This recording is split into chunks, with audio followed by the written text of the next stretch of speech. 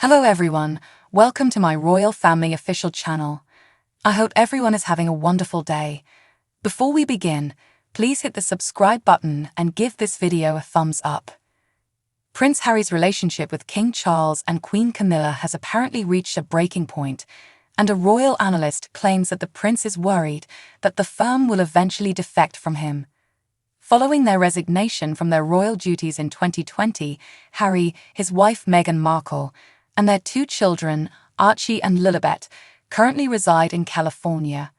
Yet, according to Tom Quinn, the author of multiple books on the Prince family, the 39-year-old estranged prince is still worried about potential attacks on his reputation from his family. Because Harry is so far away now from the day-to-day lives of the rest of the royal family, he's permanently in the state of paranoia about the firm betraying him or doing things without letting him know or planning things that will make him look bad, Tom told the newspaper. In an effort to sell his memoir, Harry persisted in leveling accusations about his family in interviews. He claimed that the royal family was involved in briefings, leakings, and plantings with the British press. Regarding King Charles and Queen Camilla, Prince Harry remarked, "In January 2023, the Duke of Sussex published his highly critical memoir Spare, which was a harsh indictment of his estranged family. He asserted that in an effort to improve her standing within the royal family, Queen Consort Camilla planned the information released to the media. In addition, he said that Charles, Camilla, and their spin doctor had released information regarding the prince's 2002 visit to a drug recovery facility.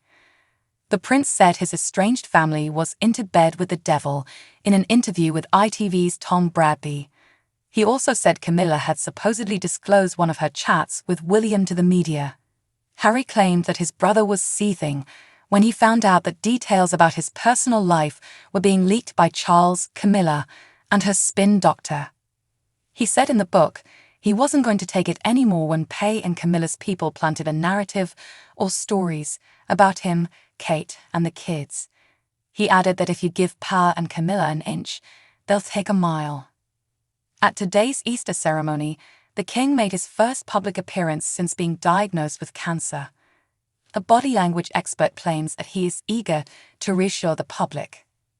At Windsor Castle's St. George's Chapel, Charles, 75, attended the yearly Easter Matins service alongside Queen Camilla and other members of the royal family.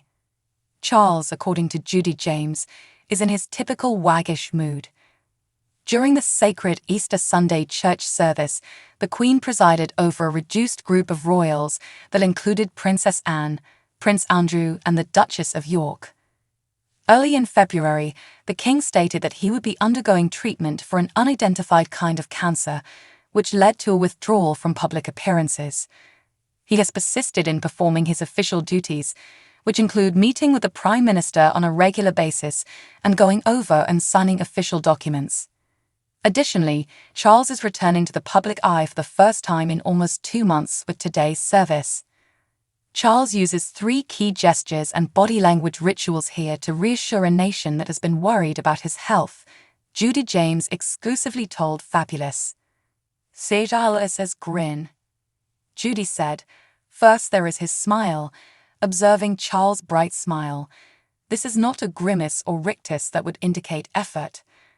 His mouth opens in a beautiful, bright smile the instant he steps out of his car pretty steadily.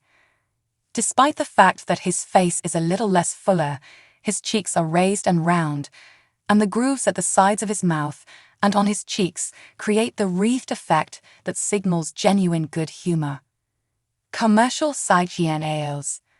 The expert in body language also noticed the king's comedic cues, saying, "Second are his comedy signals." As he welcomes the clergy, he is already making a little, possibly self-effacing comedic mouth shape. When he turns to greet the waiting throng, his eyebrows rise in recognition, and he starts to chuckle and gesture as if he is telling a joke. It's the king in his signature waggish mode. A seki titel eminent of waves. Lastly, Judy asserted that Charles shows his love for the public through his waves. "This concludes his volley of waves to the fans," Judy said. "The first wave, which is fluttering and indicates affection, is followed by 3 ways that indicate he is missing the public and is not in a rush to enter the abbey and get out of the spotlight and cameras. The king is in his characteristically waggish mood. Charles may appear a little more bent over here, but his spirit and even sense of humor are essentially unchanged. Utter delight.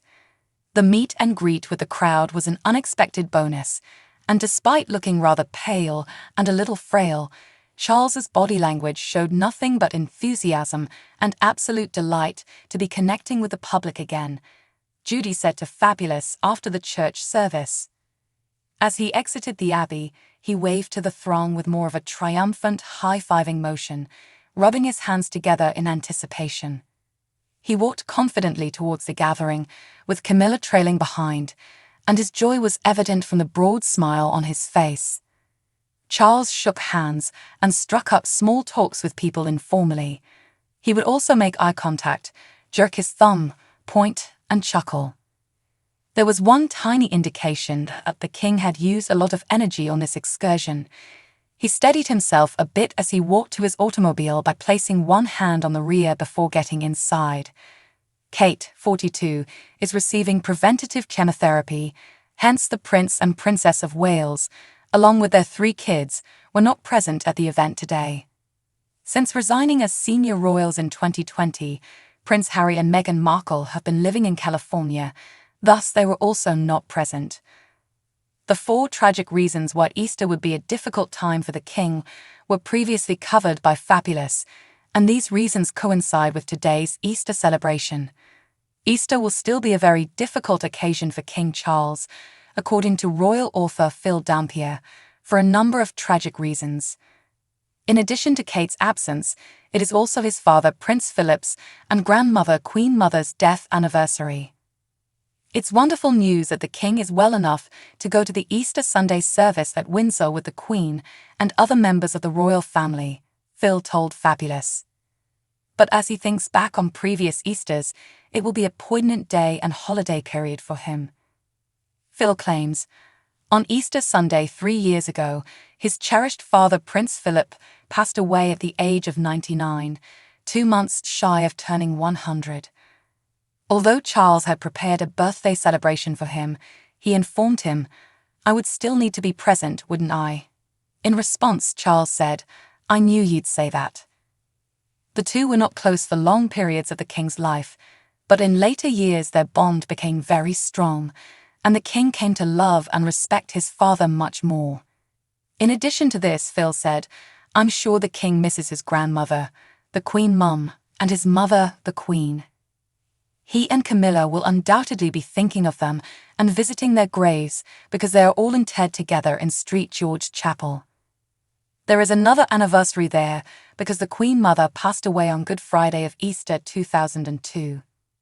Phil added, "The king will be thinking of them in especially and of course Kate, who he has supported while they both face cancer, as well as the Prince and Princess of Wales and their children who are not present.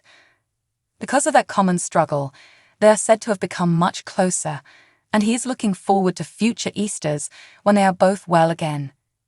While the other family members will undoubtedly be happy to see the king, they should definitely limit their embraces and kisses to prevent him from getting sick. Everyone will have some time to reflect, and it serves as a reminder that the royal family is just like the rest of us. Of course, the monarch will find it difficult enough to celebrate Easter without his mother." Phil came to his conclusion by saying, "The late Queen always loved spending Easter at Windsor. She took the religious aspect very seriously, but also enjoyed seeing many of her family members." So what do you guys think about this update? Let me know in the comments below. And if you like my videos, please press like and subscribe for more. I'll see you guys next time.